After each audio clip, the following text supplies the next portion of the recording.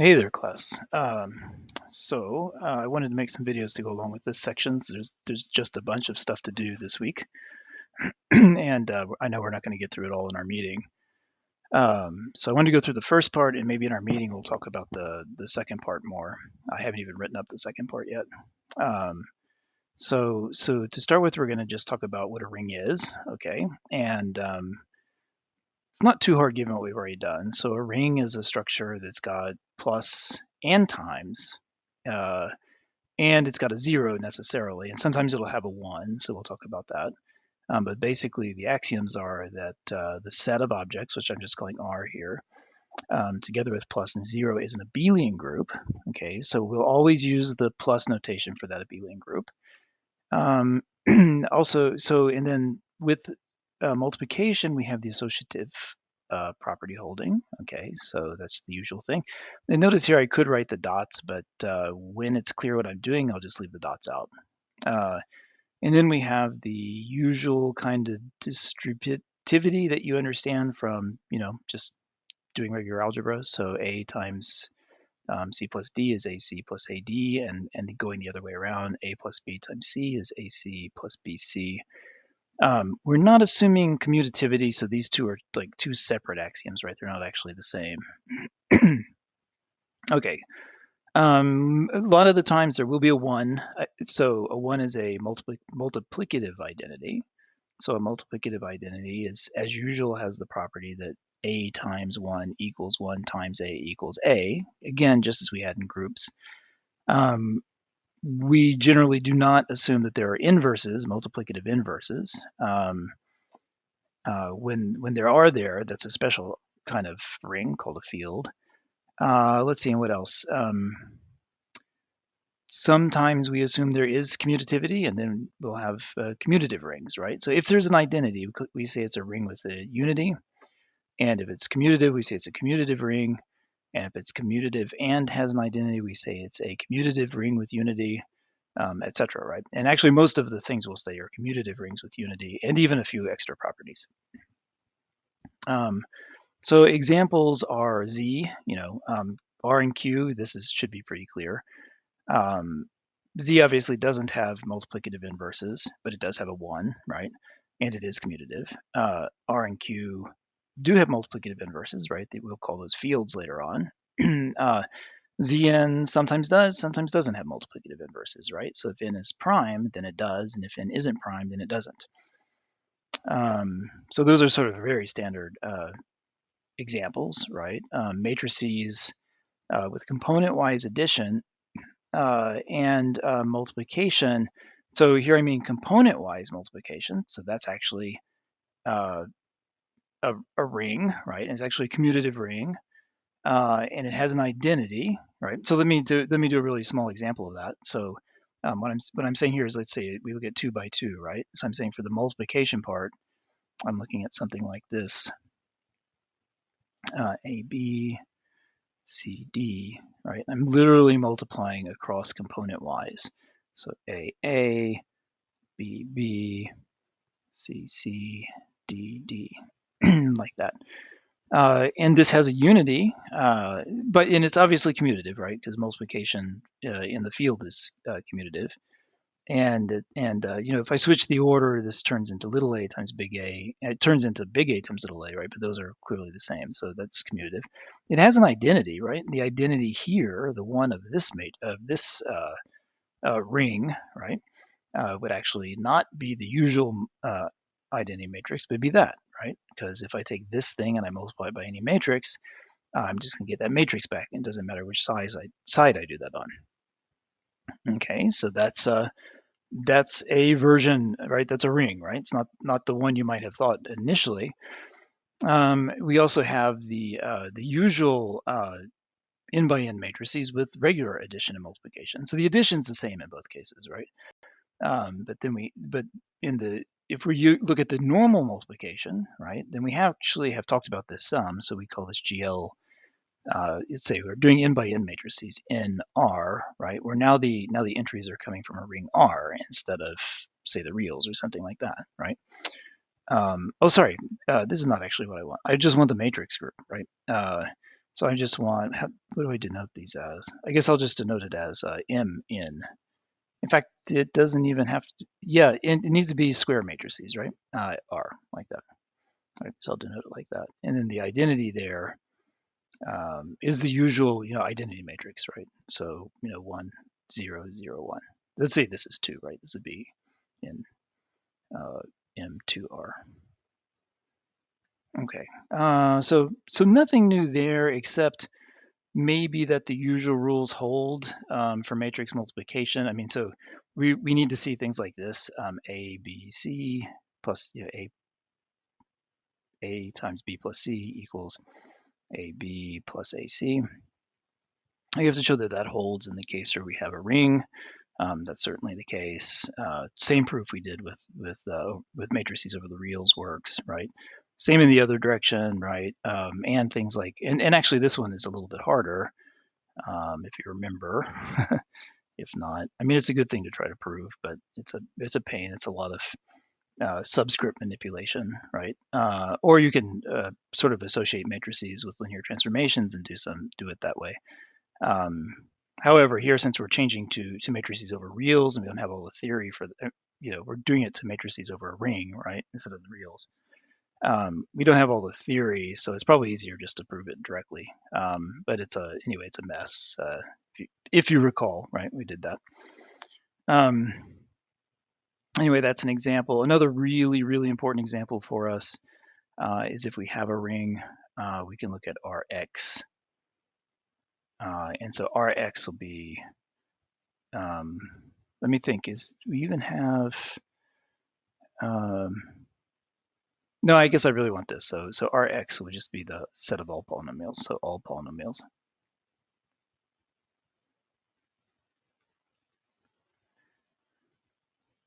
With coefficients in the ring R. And we're going to do a lot of stuff with these guys.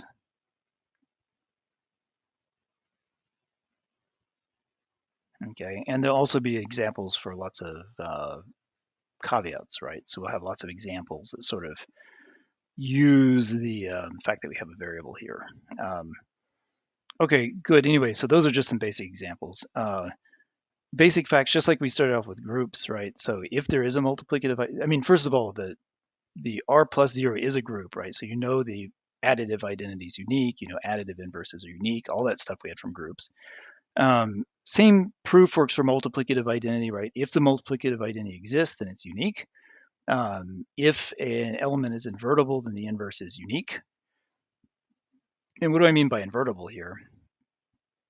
So if we have R, so R, again, R is just, and I'm using the same letter for both sides here. That's a little bit sloppy, but I'm just going to keep doing that. Plus times, right, 0, and let's say we have a unit, right? So we have something that we're going to call 1 of R. So it has the property that A times 1 equals 1 times A equals A. I mean, that's what makes it the 1, the unit, right? The multiplicative unit, right? When do these things have inverses? Well, A will have an inverse if there's some B, such that AB equals 1 equals BA. It's got to be a two-sided inverse. I mean, we could just talk about left inverses and right inverses, but here I want to just consider two-sided inverses. Again, remembering we don't have commutativity, so that's important. And if you have an inverse, then it's unique, right? Maybe I'll just prove that one again for you. Both of these things are really easy. The fact that one is unique and that these are unique, same basic proof, right? So suppose I had two potential. So suppose I've proved uniqueness for the unit, and we have it, right? So we have our one for the ring, and I want to show that now if I have an invertible element, then the inverses are unique, right? So suppose I have two options for an inverse. Suppose that B and C both satisfy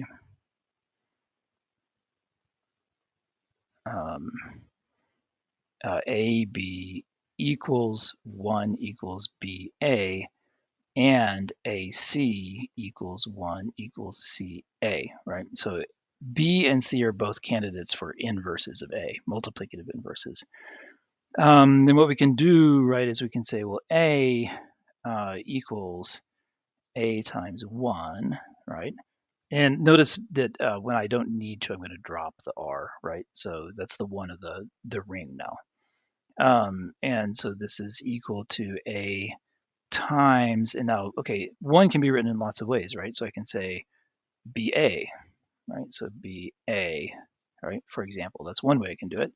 And then I can use my associativity to say this is AB. Oh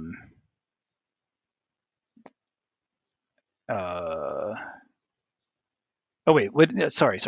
I've got the wrong thing. Let's see. So let's try this again. Let's start with B, right? So B is equal to B times A B, I guess is what I want to do. B times AB, right? And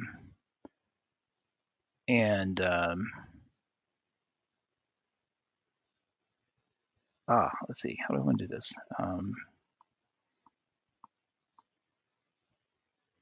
Oh, no. Okay. Sorry. I should probably just redo this whole video, but I'm going to keep going. B is equal to B times AC, right? It's kind of obvious, right? Because that's 1, right? Okay, so now I use associativity, right? So this is BA. Can't change the order around, but I can reassociate. So BA times C, right? And so this is 1 times C, and so this is just C, right? So if we follow this through, I have B on this side equal C on that side, right? So B is equal to C. So I have two candidates for being an identity, right? Then they actually have to be the same. And notice I used the fact that C was a right identity here, and I used the fact that B was a left identity there in order to do this proof. Okay, anyway, those are sort of the basic facts that you have here. Let me just clear this. Let's see, special things about rings with unity. Okay, so obvious examples are, again, ZR and Q. Those all have unity. ZP also always has unity, right? So 1 is always equal to 1 mod n. Okay, so that's true. Here's a non-trivial example. So if we go to Z6, right, and we look at just the set 2Z6, right? So this is literally just, so to just be clear, right, Z6 is 0, 1, 2, 3, 4, and 5, right? And then 2Z6, I'm just multiplying each thing by 2, so the things that have this form, right? So that's just going to be 0, 2, and 4, right? And it's pretty clear that this thing here, so let's, this subset here has the property that if I take two things in there and multiply them together, maybe I'm jumping into subrings a little bit, but let me just do that for now. Then I stay inside the set, right? 2 times 2 is 4, right? 2 times 4 is 8, right? Which is equal to 4 mod 6, which is equal to 2 mod 6. Sorry, 2 times 4 is 8, which is equal to 2 mod 6. 4 times 4 is 16, which is equal to 4 mod 6, right? So anyway, we stay inside this. And in fact, 4 is a unit, or is the unit for this little 3-member group here. Ring, right? 4 is the unit for this thing, right? Because again, and I'll just write again. So 0 times 4 is 0. That's kind of obvious. 2 times 4 is 8, but that is equal to 2, right? Mod 6.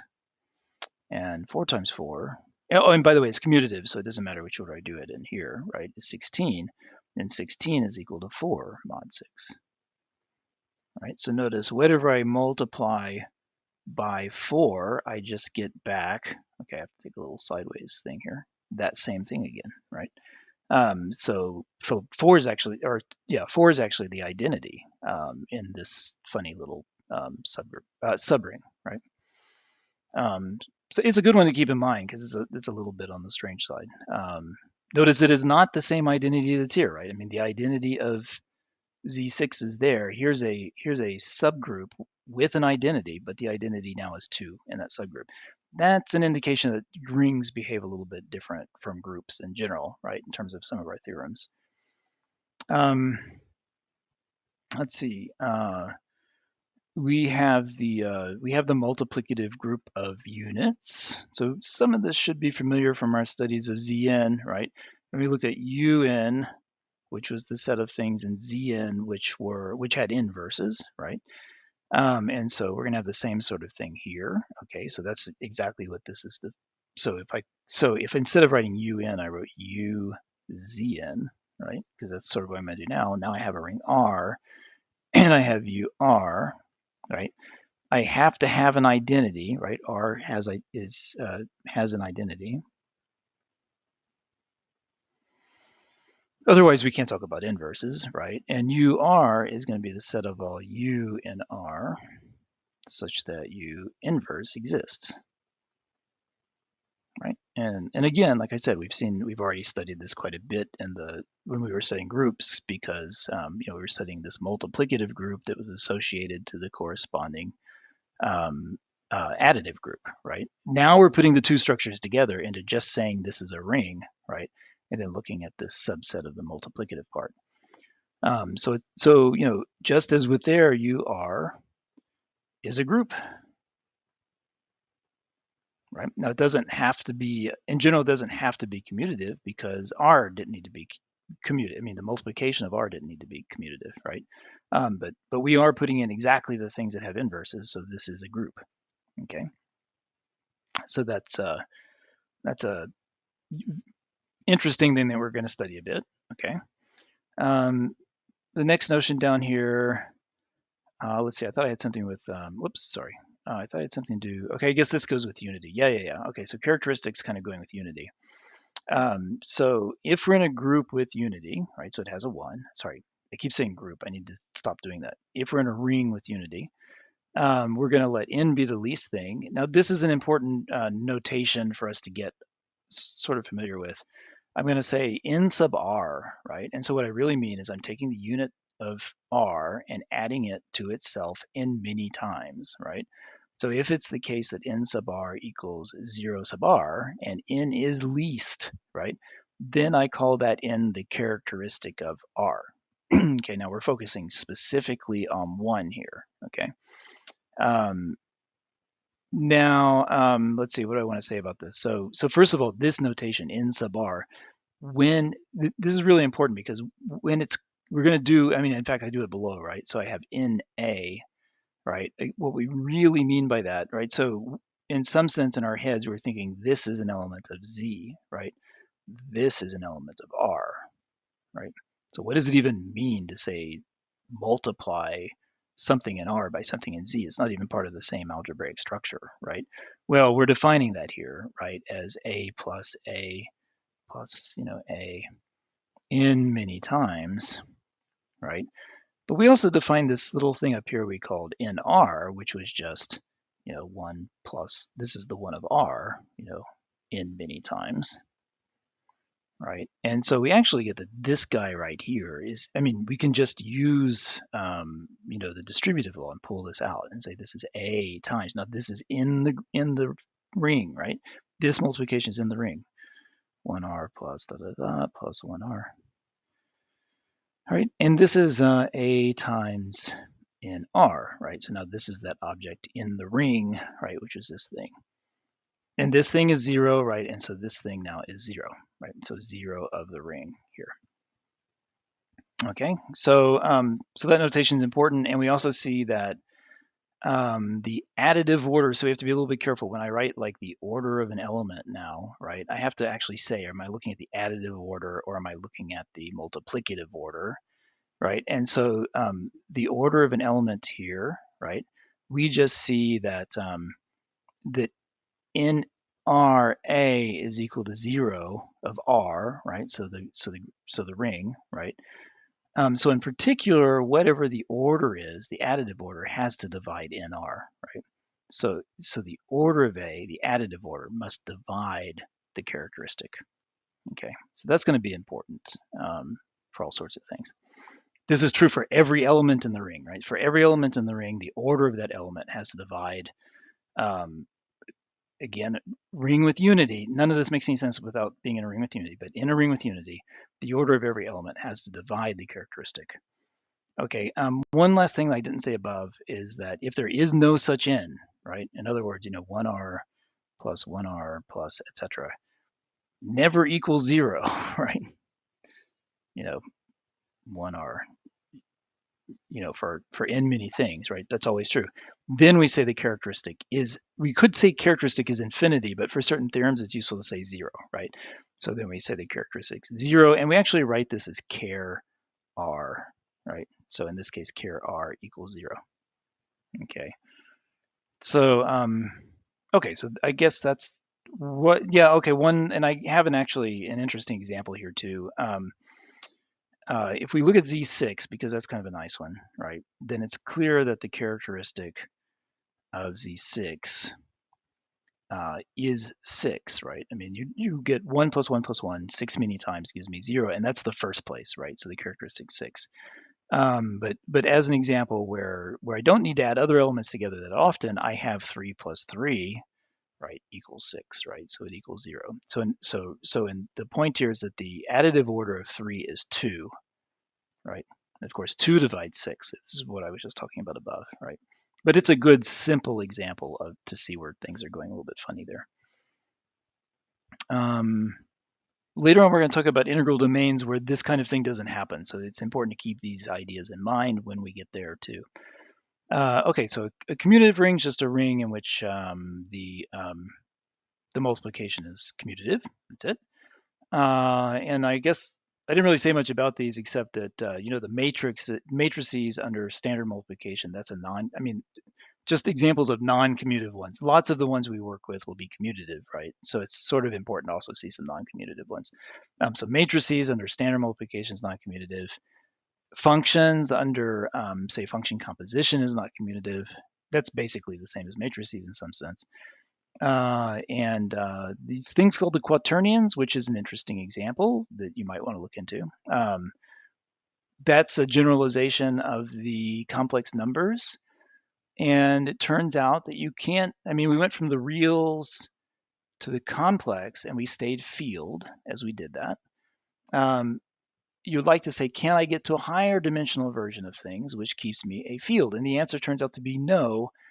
What you have to give up is you have to give up commutativity. Once you give up commutativity, you can go up by basically powers of 2. It's an interesting field of study, right? So you get these things called division rings. So they have divisibility, but they're non-commutative, right? We won't be looking at those, but it's just good to know an example of such a things, and quaternions are one of those examples. So you could do a lot of math over the quaternions, integration, differentiation, all that sort of stuff, just like you do over the complex. But places where you use commutativity, which you do use quite a bit, you have to be very careful about, right? Okay, so the next really important example again is the polynomial rings, right? So if we're in the case where we have a unit and commutativity, so that all the usual manipulation of the way you multiply polynomials and all that stuff works the usual way, right? Then we tend to define R of x, right? I think I actually did that above. So this is just the set of all polynomials. So a n x n plus dot dot dot dot plus a naught, right? Where a I is an R. Okay. Here I want to focus on the kind of weird cases because we'll get to the kind of more standard cases below. A couple of standard definitions, right? Here I'm assuming an is not 0 in R, right? And then this n here would be the degree. Let me call this p of x. This would be the degree of p of x, right? And we say that a n is the leading coefficient. Usual language, right? Oops, the leading coefficient. Okay, usual kinds of things. Let's see, but you do have to be careful, right? So just as an example, so here's the example is all written out, but I'll write it out here in the notes too. If we look at Z12, which we're pretty familiar with, and we look at UZ12, which we've called before U12, right? We know that these are the things relatively prime to 12, so that is 1, 5, 7, and 11, right? We can check, right? So 1 squared is 1. That's, mod 12. Everything's going on mod 12, right? 5 squared is 25, and if you think about it, that's 1 mod 12. 7 squared is 49, right? Which is 48 plus 1, so 7 squared is 1 mod 12. And 11 squared is 121, which is 10 times 12, right? Plus 1, right? So 11 squared is 1. So this shows you a little bit of the strangeness here, right? So everything in here satisfies the polynomial x squared minus 1 equals 0, right? So if you're not careful, you might think, oh, well, this has 2 roots, right? Because it can have at most 2 roots, x squared, right? And you would think, oh, they're plus and minus 1. That kind of works. Plus and minus 1 is a 2 of the roots, right? Because if you think about it, 11 is also equal to minus 1 mod 12, right? So this is really minus 1 squared is equal to 1, right? So we do factor it that way. But on the other hand, we have that like 7 is minus 5 mod 12 as well, right? So that's something we know, right? So we actually get that. And if we multiply all these things together, I mean, this polynomial, so I'll just put all the pieces in, x minus 5, x minus 7, x minus 11, right? Turns here into, so I'm going to rearrange it. First, x minus 1, x minus 11, x minus 5, x minus 7, right? But minus 11 is minus minus 1, right? So this is really x minus 1 times x plus 1, right? And this is x minus 5 times x plus 5, right? So that's like that. And so this is really x squared minus 1. Here I'm just multiplying. This is x minus 25. Again, using x squared minus 25, usual algebra, right? 25 is actually just 1, right, in mod 12, right? So this is really just x squared minus 1 squared. And I realize I have a typo over here in my notes. So there's a couple of typos I already caught while doing this little video. Actually, I'm going to try pausing and fixing typos real quick, just so those are okay. So I'll get to see how this worked. Let's see. Let me move this back over. Okay. So I paused it and fixed something and came back. Sorry, always playing with technology. And now I'm just doing something weird. Oh, come on.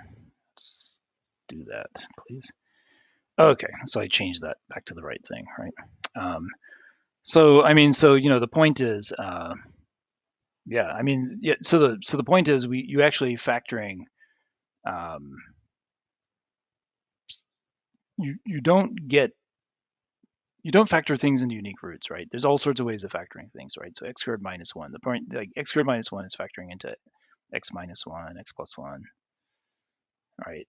Which is the same as x minus 1, x minus 11. Okay, that's nothing terribly interesting about that one, since minus 1 and 11 are just the same. But then it's also factoring into x minus 5 and x minus 7, which is definitely a different factorization, right? So I mean, those two are sort of different. Okay, so some of your intuitions about, okay, I seem to be having the usual lots of problems with technology here. So let me go on to the next little example I wanted. So still working over Z12X, right? If you look at the product of these two polynomials, 4x minus 3, okay. If things work the way we expect them to, this is a linear, you would expect to get a quadratic out, right? So this is degree 1, you would expect to sum the degrees, right? But this is actually 12x squared minus 25x plus 12, right? And in mod 12, right, that just goes away, and minus 25, so 25 just becomes 1, right? So this just becomes minus x, right? So we're getting linear times linear equals linear, which is again not what you might expect, right? So you have to be careful when working with these polynomial rings, right? Not everything works the way you might expect them to.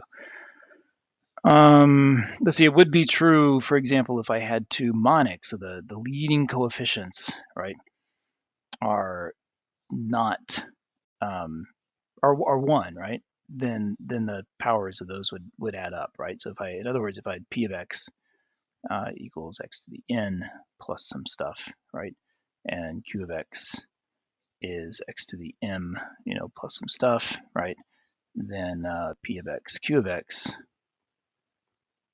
would be x to the n plus m, right, plus some stuff, right? And so then we get the degree of p of x, q of x is equal to the degree of p of x plus the degree of q of x, right? So there are cases where that works, and more generally, if the coefficients are not zero divisors, I haven't defined those yet, but we'll get to that in just a minute. Just sort of warnings to say you have to be careful. All right, subrings.